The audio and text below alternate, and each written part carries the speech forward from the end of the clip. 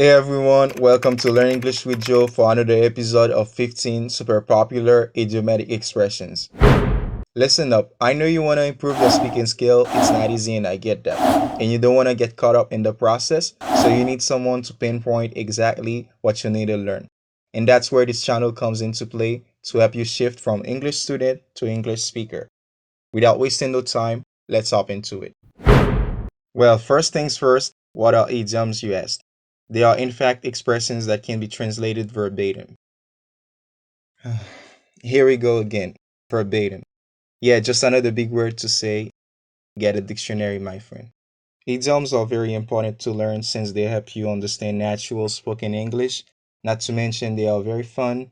We use them to add color, metaphor, or humor to the manner we speak. It's like sort of adding salt or pepper to your favorite dish. It's the spice of the language. The first idiom we're gonna learn is probably not a sweet one to begin. It's in fact to add insult to injury. This one is pretty easy to grasp. Just imagine insulting your baby brother after falling from his bike and then he got injured. So instead of feeling sorry for him, you go ahead and curse him without taking his injury into account. It's like adding salt in the wound. No pun intended. So to add insult to injury is to do or say something that makes a bad situation even worse. An example is, although she was sick, she had worked all day, and to add insult to injury, her boss didn't even pay her. Number two is barking up the wrong tree, which means to be pursuing a mistaken or misguided line of thought or course of action, or that you have completely misunderstood something, to take a wrong approach to something.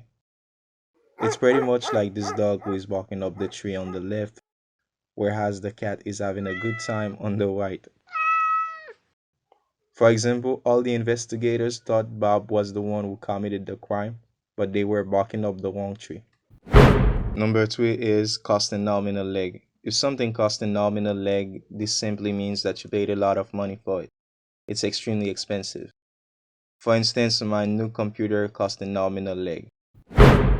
Number four is dig one's own grave.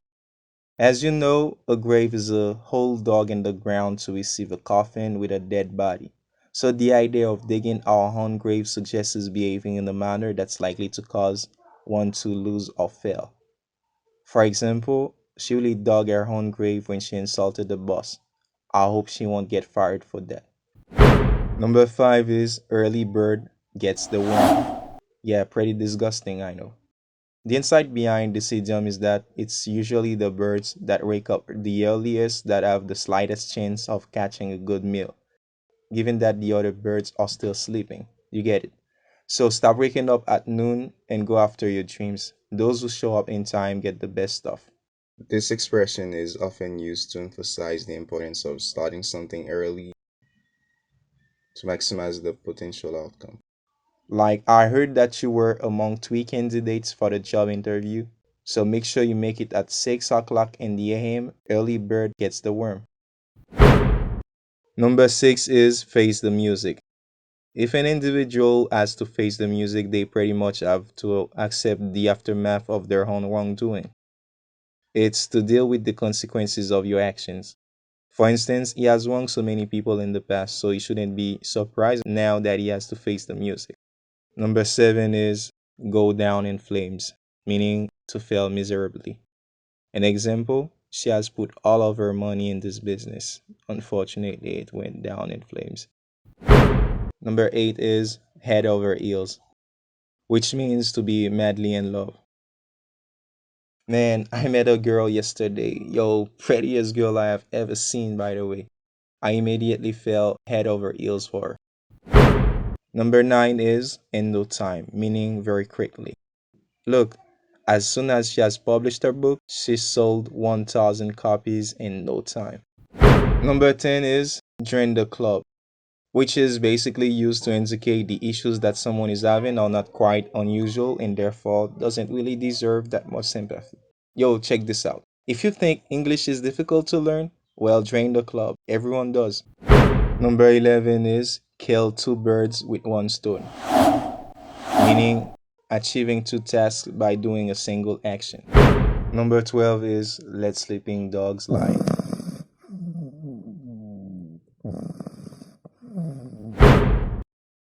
I guess you understand. Letting sleeping dogs lie means not to interfere in an instance that is already causing harm. To ignore an issue simply because trying to deal with it will only make it worse. For instance, I really thought about bringing up my concerns, but I finally decided to let sleeping dogs lie. Number 13 is make matters worse. Another way of saying add insult to injury. And you get it, of course, it means to worsen the situation, make it worse. For example, she proceeded to curse her baby brother, and then to make matters worse, she punched him on the face. Number 14 is none other than. It's in fact used when you want to introduce a person but you want to keep the audience guessing. It's used to show that you are amazed or impressed by the person you're about to introduce or mention.